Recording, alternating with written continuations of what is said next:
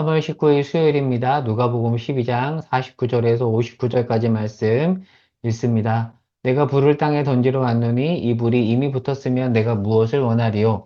나는 받을 세례가 있으니 그것이 이루어지기까지 나의 답답함이 어떠하겠느냐? 내가 세상에 화평을 주려고 온 줄로 아느냐? 내가 너에게 이르노니 아니라 도리어 분쟁하게 하려 함이로라. 이후부터 한 집에 5사람이 있어 분쟁하되 셋이 둘과 둘이 셋과 하리니 아버지가 아들과 아들이 아버지와 어머니가 딸과 딸이 어머니와 시어머니가 며느리와 며느리가 시어머니와 분쟁하리라 하시니라. 또 무리에게 이르시되 너희가 구름이 서쪽에서 이는 것을 보면 곧 말하기를 소나기가 오리라 하나니 과연 그러하고 남풍이 부는 것을 보면 말하기를 심히 더우리라 하나니 과연 그러하니라. 외식하는 자여 너희가 천지의 기상은 분간할 줄 알면서 어찌 이 세대는 분간하지 못하느냐. 또 어찌하여 옳은 것을 스스로 판단하지 아니하느냐. 내가 너를 고발하는 자와 함께 법관에게 갈 때에 길에서 화해하기를 힘쓰라. 그가 너를 재판장에게 끌어가고 재판장이 너를 옥졸에게 넘겨주어 옥졸이 옥에 가둘까 염려하라. 내게 이르노니 한 푼이라도 남김이 없이 갚지 아니하고서는 결코 거기서 나오지 못하리라 하시니라. 아멘. 자, 예수님은 12장에서 제자의 삶, 제자도에 대해서 말씀하시는데요. 자, 그러는 중 오늘 본문에 보면 예수님이 세상에 화평이 아니라 분쟁을 주러 왔다고 말씀하세요. 여러분, 예수님은 화평케 하는 자, 피스메이커 아닌가요? 그런데 오늘 본문에서는 예수님이 피스메이커가 아니라 트러블 메이커라고 말씀하고 있어요. 자, 그럼 여기서 말하는 화평은 문맥을 통해서 파악해야 되는데 예수님이 주시는 참다운 평화를 말하는 것이 아니라 여기서 말하는 화평, 평화는 악이 평범화된 현실을 보면서 당연하게 여기는 적당한 타협을 말합니다. 그리고 분쟁은 뭐냐면 이 문맥에서 분쟁은 악이 평범화된 현실 속에서 묵묵히 꿋꿋하게 말씀대로 살아갈 때 따라오는 갈등을 말합니다. 이래서 성경을 읽을 때 정말 문맥이 중요한 거예요. 문맥 이해 없이 읽으면 오늘 본문 말씀을 오도하게 됩니다. 자, 오늘 본문 말씀에 따르면 우리 삶에 어떠한 갈등, 분쟁, 어려움이 없다면 우리가 타협하며 살아가고 있다는 반증일 수도 있다고 볼 수 있습니다. 자, 누가복음의 1차 총중은 데오빌로입니다. 1장 4절에 나오죠. 데오빌로는 로마 고위직 관료인데 이 사람이 회심을 한 거죠.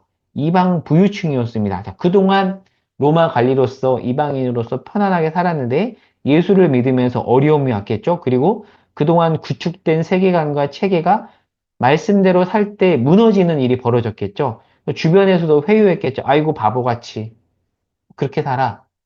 그런 말을 들어도 그럼에도 불구하고 제자의 길을 가라는 도전입니다. 자, 심지어 52절에서 53절에 보면 가족에게도 핍박받을 수 있습니다. 예수님도 초기에 가족들에게 미쳤다라는 소리를 들었잖아요. 그러니까 이 핍박은 내가 지혜롭게 행하지 않아서 오는 핍박이 아니라 말씀대로 살았을 때 따라오는 핍박입니다. 자, 여러분 그 핍박이 있음에도 묵묵히 갈 자신이 있으십니까?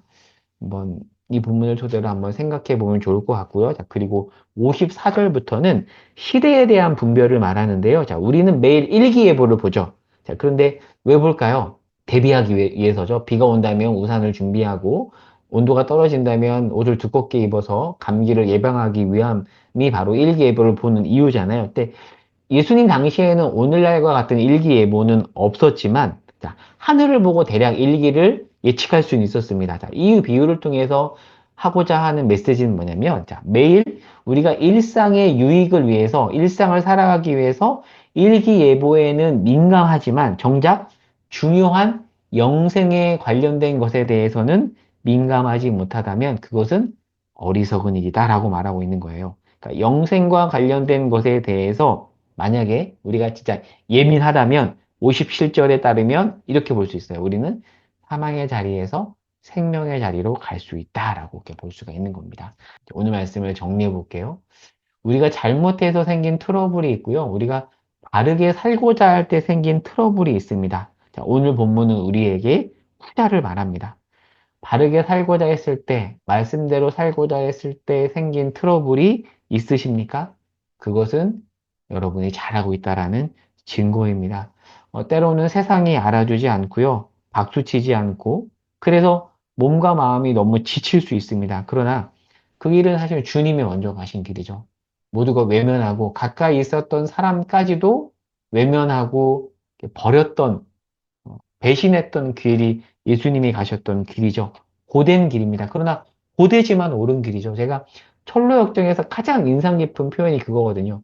고되지만 옳은 길. 그 길이 십자가의 길이죠. 그 길을 갔을 때 트러블이 생길 수 있지만 그래도 가야 된다. 저는 저희 교회가 이것을 잘 가르치는 교회였으면 좋겠고요. 우리 교회가 이 길을 함께 가는 교회가 되었으면 좋겠어요. 우리가 잘못해서 생긴 트러블이 아니라 바르게 살고자 할 때 생긴 그 트러블을 함께 나누면서 같이 그 길을 가기 위해서 몸부림치고 애쓰고 격려하는 그런 공동체가 되기를 소망하고요. 자, 두 번째는 예민함에 관한 것인데요. 우리가 일기예보나 아니면 세상의 트렌드에 대해서는 예민하지만 하나님 나라에 대해서는 그에 비해서 예민하지 못한 것 같아요. 자, 예민함은 뭐 일종의 센스라고도 볼 수 있는데요. 자, 14장 10절 말씀 볼까요? 자, 이번 주 주말에 볼 큐티 본문인데 14장 10절에 보면 이런 표현이 있어요. 청함 받았을 때 차라리 끝자리에 가서 앉으라고 돼 있어요. 그러니까 하나님 나라에서 이렇게 살아야 된다는 거죠. 청함을 받았는데 세상의 논리에 따르면 상속에 앉고 싶잖아요. 그렇잖아요. 근데 끝자리에 앉으래요. 무엇을 의미할까요?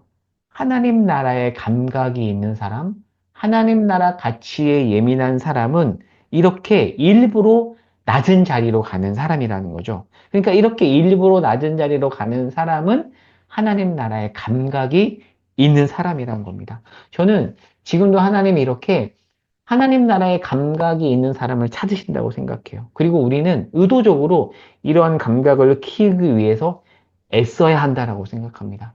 세상에 대한 감각은 너무 있어요. 트렌드 뭐 공부하잖아요. 중요하죠. 그것에 대해서 예민한 것만큼 우리 안에 하나님 나라 가치에 대해서 예민하고 하나님 나라 가치에 대한 감각이 우리 안에 있고 그것들을 개발할 수 있으면 좋겠습니다. 오늘 하루 의도적으로 이러한 감각을 키우기 위해서 애쓸 수 있기를 바랍니다. 기도하겠습니다. 하나님, 고되지만 옳은 길을 가는 것 너무 힘듭니다. 갔을 때 분쟁과 어려움이 있다고 합니다. 그러나 그 길을 먼저 묵묵히 갔던 예수님, 그리고 그 뒤를 따라갔던 예수님의 제자들, 하나님, 그 길을 가고 싶습니다. 편안하고 모두가 가고 싶은 길, 그 길만은, 그 길만을 가고자 하는 우리에게 오늘 주께서 말씀하셨사오니 말씀대로 살아가는 하루가 되게 하여 주시옵소서. 예수님의 이름으로 기도합니다. 아멘.